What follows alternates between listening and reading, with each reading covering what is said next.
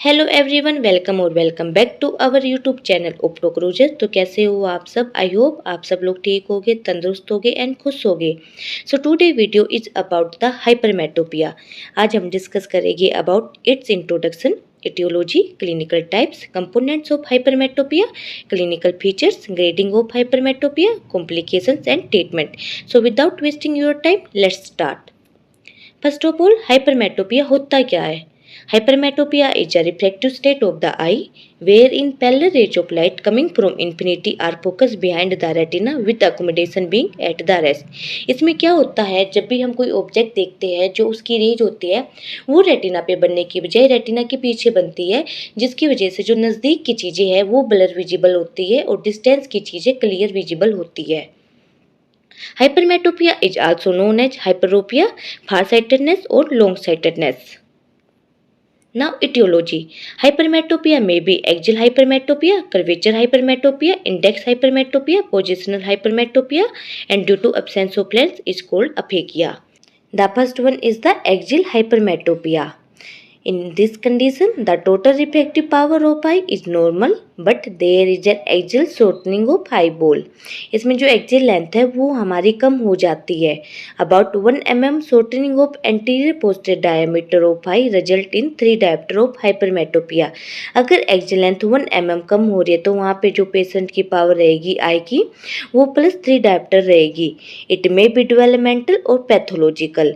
High hypermetropia occurs in microphthalmos and nanophthalmos. ज़्यादातर जो high hypermetropia होता है वो माइक्रोऑप्थेल्मोस और नैनोऑप्थेल्मोस में क्यों होता है? क्योंकि उसमें जो एक्सियल लेंथ होती है वो 20 mm से कम होती है। अगर मान लीजिए अगर पेशेंट की 2 mm एक्सियल लेंथ कम हो रही है तो वहाँ पे जो पेशेंट की पावर रहेगी वो +6 डायप्टर रहेगी। The second one is the curvature hypermetropia, in which the curvature of the cornea lens or both is flatter than normal. About 1 mm increase in radius of curvature result in 6 diopter of hypermetropia. Normally हमारा क्या होता है, जो lens वो हमारा bye convex होता है, जो कॉर्निया होता है वो हमारा एवेस्कुलर टाइप में होता है। बट अगर हमारा वहाँ पे कॉर्निया या फिर जो लेंस फ्लैट हो जाता है तो वहाँ पे जो हमारा रेडियस ऑफ कर्वेचर होता है वो इंक्रीज हो जाता है। अगर 1 mm इंक्रीज हो रहा है रेडियस ऑफ कर्वेचर हमारा कॉर्निया और लेंस का, तो वहाँ पे जो पेशेंट की पावर है वो +6 डायप्टर रहेगी। अगर पेशेंट का 2 mm इंक्रीज हो रहा है रेडियस ऑफ कर्वेचर तो वहाँ पे जो पावर है वो +12 डायप्टर रहेगी। इट मे बी डेवलपमेंटल और रेयरली पैथोलॉजिकल। Example cornea प्लाना। इसमें जो कर्वेचर हाइपरमेट्रोपिया की वजह से जो पेशेंट की आई में कंडीशन होती है वो मोस्टली कॉर्निया प्लाना होने के चांसेस होते हैं। वहाँ पे जो हमारा कॉर्निया होता है वो बिल्कुल फ्लैट हो जाता है। The third one is the index hypermetropia. It occurs due to decrease in refractive index of the lens in old age due to cortical sclerosis. It may also occur in diabetic under treatment. Normal refractive index is 1.39. Normal index क्या होता है हमारा जो lens का वो 1.39 होता है, but यहाँ पे क्या होता है जो रिफ्रैक्टिव इंडेक्स है वो कम हो जाता है, जिसकी वजह से जो पेशेंट है उनको कोर्टिकल स्क्लेरोसिस हो जाते हैं, जिसकी वजह से पेशेंट को कोर्टिकल कैटरेक्ट होता है। The fourth one is the positional hypermetropia. It result from posteriorly placed crystalline lens. इसमें क्या होता है जो हमारा क्रिस्टलिन लेंस है या तो वो अपनी पोजीशन से मेल पोजीशन हो जाता है, इट मीन अपनी पोजीशन से हिल के पोस्टीरियर चैम्बर में चला जाता है, तो उसी को हम पोजिशनल हाइपरमेट्रोपिया कहते हैं। The fifth one is the absence of crystalline lens. इस कंडीशन को हम अपेक्या कहते हैं। इसमें जो क्रिस्टलिन लेंस होता है वो वहाँ पे हमारा एब्सेंस होता है and it may be congenital और acquired. Clinical types. There are 3 clinical types. The first one is the simple developmental or physiological hypermetropia. The second one is the non-physiological hypermetropia and the third one is the functional hypermetropia. Now discuss one by one. Simple or developmental or physiological hypermetropia. It results from normal biological variation in the developmental of eyeball. It includes developmental axial hypermetropia or developmental curvature hypermetropia. The second one is the non-physiological hypermetropia. It results due to either congenital or acquired condition of the eyeball. जो non physiological hypermetropia या तो ये बचपन से भी हो सकता है या फिर ये आफ्टर बर्थ भी हो सकता है। सो कंजेनिटल नॉन फिजियोलॉजिकल हाइपरमेट्रोपिया में हमारा क्या क्या इंक्लूड रहेगा? It is seen in the following condition. The first one is the microophthalmos. The second one is the nanoophthalmos. The third one is the microcornea. The fourth one is the congenital posterior subluxation of lens, and the fifth one is the congenital aphakia. Acquired non-physiological hypermetropia. The first one is the positional hypermetropia due to posterior subluxation of lens. The second one is the aphakia, absence of crystalline lens. The third one is the consecutive hypermetropia due to surgically overcorrected myopia. The fourth one is the pseudophakic hypermetropia occurs due to implantation of an underpowered IOL. First condition में क्या होता है, positional hypermetropia में जो हमारा crystalline lens है वो mail position हो जाता है, इट मीन्स वो अपनी पोजीशन से हिल जाता है। अपेकिया में क्या होता है, जो क्रिस्टलिन लेंस है वो वहाँ पे प्रेजेंट नहीं होता, it means crystalline lens totally absent होता है। कंसेक्यूटिव हाइपरमेट्रोपिया में क्या होता है, वहाँ पे हम जो मायोपिया वो ओवर करेक्ट कर देते हैं सर्जरी के टाइम पे। और सूडोपेकिक हाइपरमेट्रोपिया में क्या होता है, जो हमारी आयल पावर है वो हमारी अंडर पावर्ड होती है। इट मीन अगर पेशेंट की आई में 23 डायप्टर जानी थी और वहाँ पे अगर हम पेशेंट की आई में 22 डायप्टर इम्प्लांट करते हैं तो वहाँ पे पेशेंट को सूडोपेकिक हाइपरमेट्रोपिया होता है। The fifth one is the acquired axial hypermetropia due to forward displacement of retina as seen in the retinal detachment, central sheath retinopathy and orbital tumor. Retinal detachment के ऊपर मैंने एक सेपरेट वीडियो बना रखा है, उसका लिंक मैं description में दे दूंगी। Acquired curvature hypermetropia, it occurs due to post-traumatic or post-inflammatory corneal flattening. And the seventh one is the senile hypermetropia. It occurs in old age due to two causes. The first one is the index hypermetropia and curvature hypermetropia. Now, third clinical types क्या होता है हमारा, functional hypermetropia. It is result from paralysis of accommodation as seen in patient with third nerve palsy and internal ophthalmoplegia. इसमें क्या होता है, जो हमारी ऑप्टिक नर्व है वो पैरालाइज हो जाती है। Components of hypermetropia, it means हमारा अकोमोडेशन का क्या इफेक्ट रहता है हाइपरमेट्रोपिया में। Nomenclature for various components of the hypermetropia is as follows. So हमें टोटल हाइपरमेट्रोपिया पेशेंट का हम कैसे चेक करते हैं, total amount of refractive error which is estimated after complete cycloplegic with atropine. अगर हमें पेशेंट की आई में जानना है कि total hypermetropic it means total power कितनी है, तो वहाँ पे हम जो पेशेंट की आई है वहाँ पे हम डायलेट करेंगे with the help of the atropine. इससे क्या होएगा, जो पेशेंट की आई है वो अकोमोडेट नहीं हो पाएगी क्योंकि वहाँ पे जो सीरी मसल्स है वो पैरालाइज हो जाती है। And it consist of latent and manifest hypermetropia. जो टोटल हाइपरमेट्रोपिया है वो हम कैसे पता करें कि लेटेंट प्लस मैनिफेस्ट हाइपरमेट्रोपिया के सम से। सो लेटेंट हाइपरमेट्रोपिया क्या होता है, it implies the amount of hypermetropia about one dioptre which is normally corrected by the inherent tone of ciliary muscles. Normally latent hypermetropia में क्या होता है, जो वन डायप्टर तक अगर पेशेंट को हाइपरमेट्रोपिया है it means plus one dioptre spherical है, तो वहाँ पे जो हाइपरमेट्रोपिया होता है वहाँ पे पेशेंट अपनी अकोमोडेशन यूज करके वहाँ पे उसको करेक्ट कर लेता है। नॉर्मली क्या जो लेटेंट हाइपरमेट्रोपिया होता है वो बच्चों में ज़्यादा होता है, पर जैसे जैसे एज होती है एज के साथ वो कम हो जाता है। The latent hypermetropia is disclosed when refraction is carried after approaching the tone with atropine. Normally इसमें क्या रहेगा कि हम सिली मसल्स की हेल्प से वन डायप्टर तक का जो हमारा हाइपरमेट्रोपिक है हम उसको करेक्ट कर सकते हैं। Manifest hypermetropia is the remaining portion of the total hypermetropia which is not corrected by the ciliary muscles.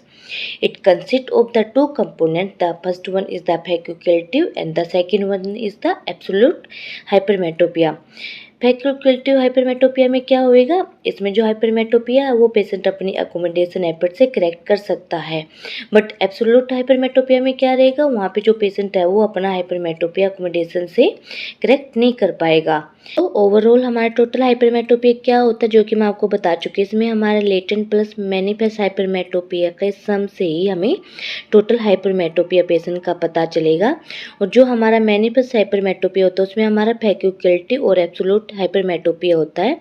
जो फैकल्टेटिव होता है वो हमारा सिली मसल से करेक्ट हो जाता है, बट एब्सोल्यूट में हाइपरमेट्रोपिया हमारा सिली मसल से करेक्ट नहीं होता है। So this is the total hypermetropia. मान लेते हैं हमारे पास एक केस आता है जिसमें जो पेशेंट का विजन है वो हमारा 6/9 होता है अनएडिड, और वहाँ पे प्लस हाफ डायोप्टर पावर देने के बाद पेशेंट का विजन हमें 6/6 मिल जाता है। फोगिंग के बाद जो वहाँ पे पावर होती है पेशेंट की आई की वो सवा डायोप्टर होती है, और साइक्लोप्लेजिक के बाद जो पावर होती है वो 2.75 डायोप्टर होती है। तो यहाँ पे जो टोटल हाइपरमेट्रोपिया, जो कि मैंने आपको बताया था कि हम साइक्लोप्लेजिक टेस्ट के बाद हमें पेशेंट का टोटल हाइपरमेट्रोपिया मिल जाता है। तो यहाँ पे जो हमारी हाईएस्ट पावर है वो है 2.75 डायोप्टर आते हैं साइक्लोप्लेजिक के बाद। तो ये होता है हमारा टोटल हाइपरमेट्रोपिया। अब हमें पता करना है कि इसमें हमारा मैनिफेस्ट हाइपरमेट्रोपिया कैसे है। तो जो हमारा मैनिफेस्ट हाइपरमेट्रोपिया होता है वो होता है हमारा फैक्यूकेटिव प्लस एब्सोल्यूट हाइपरमेट्रोपिया के सम से। सो एब्सोल्यूट हमारा क्या होता है, weakest plus the lens which give the maximum visual acuity, और मैनिफेस्ट में क्या होता है, strongest plus lens which give the maximum visual acuity. तो इसमें हम देखेंगे कि हमारा वीकेस्ट प्लस यहाँ पे हमारा कौन सा है। इट मीन्स जो हमारी एब्सोल्यूट पावर है वो है हमारी प्लस हाफ डायोप्टर, जो कि मैं आपको अभी एक्सप्लेन कर चुकी हूँ, क्योंकि ये हमारी सबसे वीकेस्ट पावर है जो कि हमें मैक्सिमम विजुअल एक्यूटी देती है। वहीं पे मैनिफेस्ट क्या होता है, जो स्ट्रॉन्गेस्ट प्लस होता है वो हमें बेस्ट विजुअल एक्यूटी देता। तो यहाँ पे हमारा जो सवा डायोप्टर जो कि हमें आफ्टर फोगिंग के बाद मिला, तो ये हमारा होता है मैनिफेस्ट। तो जब हम मैनिफेस्ट में से एब्सोल्यूट को माइनस करेंगे तो वहाँ पे हमें फैक्यूकेटिव हाइपरमेट्रोपिया मिल जाएगा, जो कि हमारा होता है सवा डायोप्टर स्फेरिकल। अब हमें यहाँ पे हमें टोटल हाइपरमेट्रोपिया पावर मिल चुकी है जो कि हमारी 2.75 है। यहाँ से हमने जो मैनिफेस्ट पावर है वो भी हमें मिल चुकी है जो कि हमारी है सवा डायोप्टर स्फेरिकल। तो हमें लेटेंट हाइपरमेट्रोपिया कैसे निकालेंगे, टोटल हाइपरमेट्रोपिया में से हम जो मैनिफेस्ट हाइपरमेट्रोपिया उसको माइनस कर देंगे, और यहाँ पे हमें लेटेंट हाइपरमेट्रोपिया मिल जाएगा जो कि हमारा आएगा प्लस डेड डायोप्टर। सो इस केस में अब हमारा टोटल हाइपरमेट्रोपिया कितना हुआ, 2.75 डायोप्टर स्फेरिकल। लेटेंट हाइपरमेट्रोपिया हमारा कितना हुआ, हमारा dead dioptre spherical.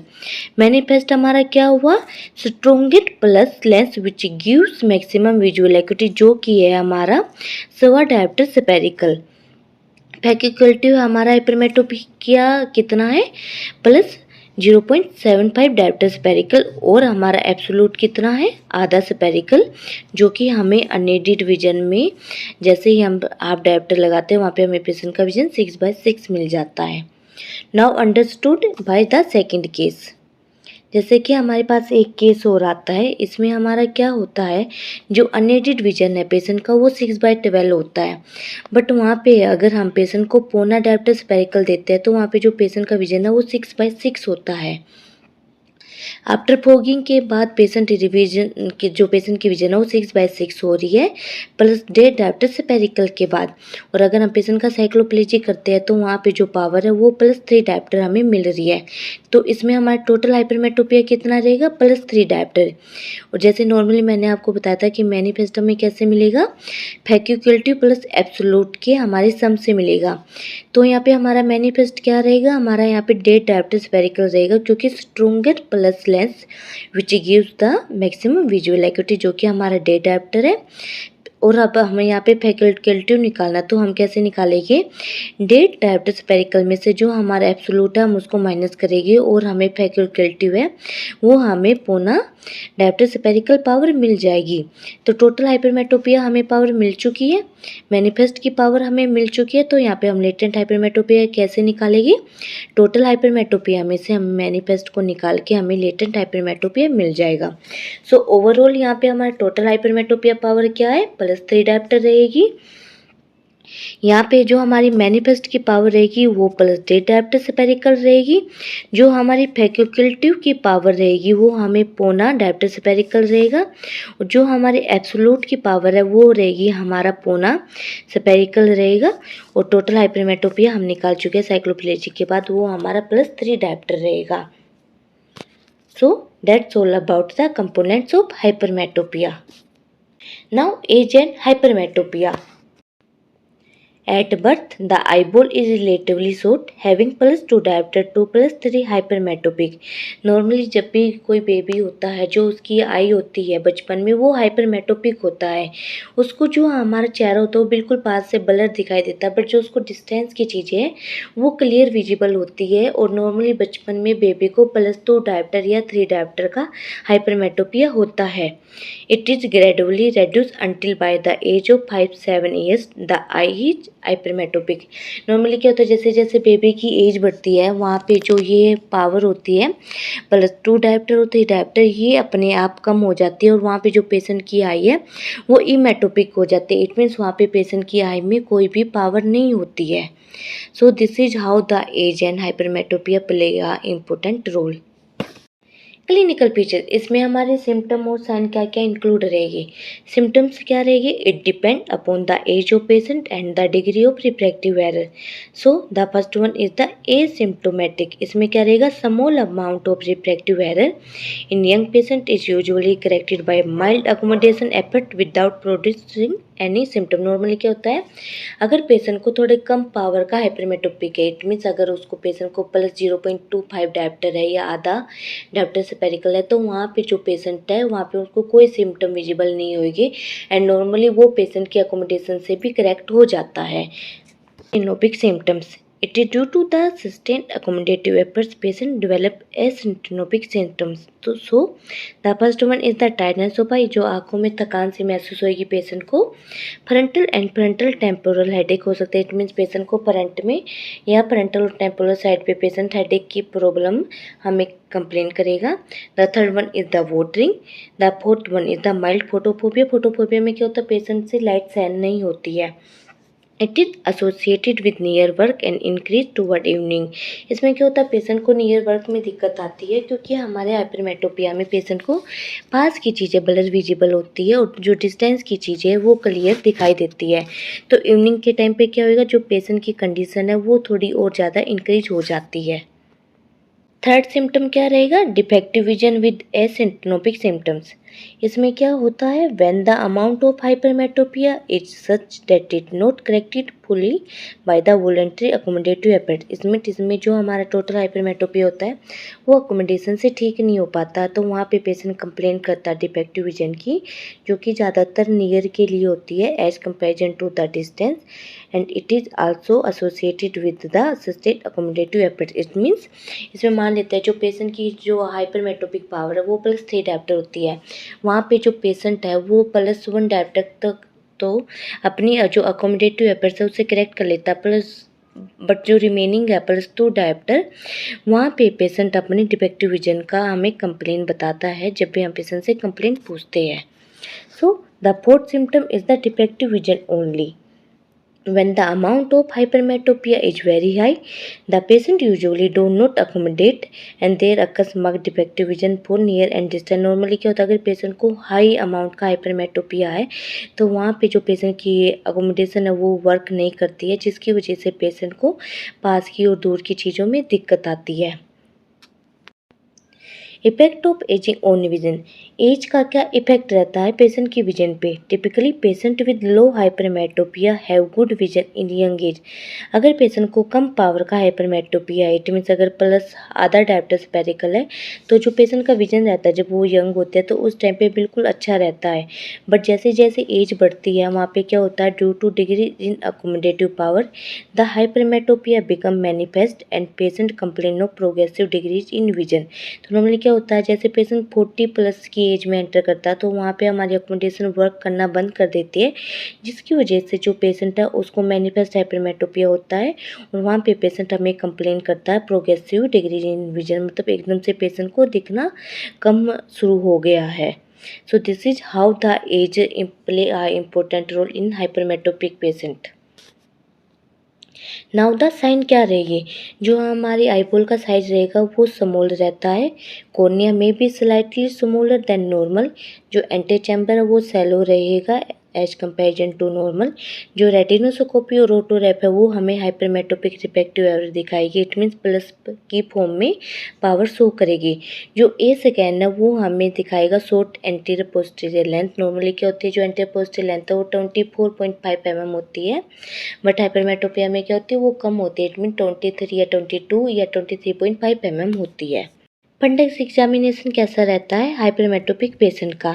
Bright reflex रहेगा, द अपीयरेंस ऑफ पोर्टिसिल्क हमें विजिबल होएगा। In some cases optic neuritis is nearly stimulated, that is pseudopapillitis. Optic neuritis क्या होती है? इन्फ्लेमेशन होती है ऑप्टिक नर्व की। Now the grading of hypermetropia. American Optometric Association has defined the 3 grades of hypermetropia. जो hypermetropia उन्होंने उसको 3 grade में बताया है। अगर पेशेंट की जो पावर है वो +2 डायोप्टर से है तो वो हमारा लो हाइपरमेट्रोपिया होता है। अगर पेशेंट की पावर +2 डायोप्टर से +5 डायोप्टर के बीच में है तो हमारा मॉडरेट हाइपरमेट्रोपिया होता है। अगर पेशेंट की पावर +5 डायोप्टर से अबोव है तो वो हमारा हाई हाइपरमेट्रोपिया होता है। नाउ कॉम्प्लिकेशन क्या क्या रहता है? If hypermetropia is not corrected for a long time the following complication may occurs. So the first one is the recurrent stye, blepharitis और chalazion may be occurs. Normally क्या होता है, अगर पेशेंट का हम हाइपरमेट्रोपिया करेक्ट नहीं करते तो वहाँ पे पेशेंट को स्टाई होने के चांसेस होते हैं। स्टाई में क्या होता है, एक लम्ब बन जाता है आईलिड के ऊपर या नीचे जो कि काफ़ी पेनफुल होता है। ब्लेफराइटिस हो जाता है, इट मीन्स जो आईलिड होती है, जो आईलैसिस होती है उस पर हमें डैंड्रफ जैसा विजिबल होता है और उसी को हम ब्लेफराइटिस भी कहते हैं। एंड ब्लेफराइटिस के ऊपर मैंने एक स्पेसिफिक वीडियो बना रखा है, उसका लिंक मैं डिस्क्रिप्शन में दे दूंगी। क्लेजन क्या होता है? क्लेजन में भी हमारा एक लम्ब बन जाता है आईलिड के ऊपर, बट जो क्लेजन और स्टाई में डिफरेंस क्या होता है, जो स्टाई होती है वो पेनफुल होती है और जो क्लेजन में जो हमारा लम्ब होता है वो हमारा पेनफुल नहीं होता है। The second one is the patient को अकोमोडेटिव कन्वर्जेंस सिक्वेंट होने के भी चांसेस होते हैं। इट मीन्स जो पेशेंट की एक आई होती है वो अंदर की साइड रहती है और जो सेकंड आई है वो नॉर्मल रहती है। थर्ड कंडीशन क्या होती है? एम्प्लॉयपिया हो सकता है पेशेंट का। एम्प्लॉयपिया क्या होता है? लेजी आई होती है। इसमें जो पेशेंट की आई है वो पीछे से वर्क करना बंद कर देती है। The fourth one is the developmental of primary narrow angle glaucoma होने के भी चांसेस होते हैं। अगर हम पेशेंट का जो हाइपरमेट्रोपिया अगर लंबे टाइम तक उसका हम ट्रीटमेंट नहीं करते हैं। So these all are the complication if the hypermetropia is not corrected for a long time. Now the treatment क्या रहेगा हमारा? नॉर्मली हमारा ट्रीटमेंट इसमें क्या रहेगा? हाइपरमेट्रोपिया में हम कन्वेक्स लेंस प्रिस्क्राइब करेंगे। इट मीन्स प्लस की फॉर्म में हम पेशेंट को स्पेक्स या कॉन्टेक्ट लेंस जो पावर है वो प्रिस्क्राइब करेंगे। रिफ्रैक्टिव सर्जरी में हमारा क्या क्या ट्रीटमेंट रहेगा? जो कॉर्निया बेस प्रोसीजर रहेगी वो हमारी फर्स्ट सर्जरी रहेगी, thermal laser keratoplasty. The second one is the hyperopic PRK रहेगा। The third one is the hyperopic LASIK करवा सकते हैं पेशेंट, और कंडिकेटिव केरेटोप्लास्टी भी। ये हमारी जो 4 सर्जरी ये हमारी कॉर्निया बेस्ड होती है। जो लेंस बेस्ड होती है वहाँ पे हम पेशेंट का ICL कर सकते हैं, it means implantable contact lens कर सकते हैं, और PR भी कर सकते हैं, it means packing refractive lens भी। जो सेकंड लेंस बेस्ड प्रोसीजर रहेगा वो रहेगा हमारा RLE, it means refractive lens exchange. तो that's all about the hypermetropia. अगर आपको मेरा वीडियो पसंद आया हो तो don't forget to like, share, subscribe my channel, and thank you guys for watching my video. Take care.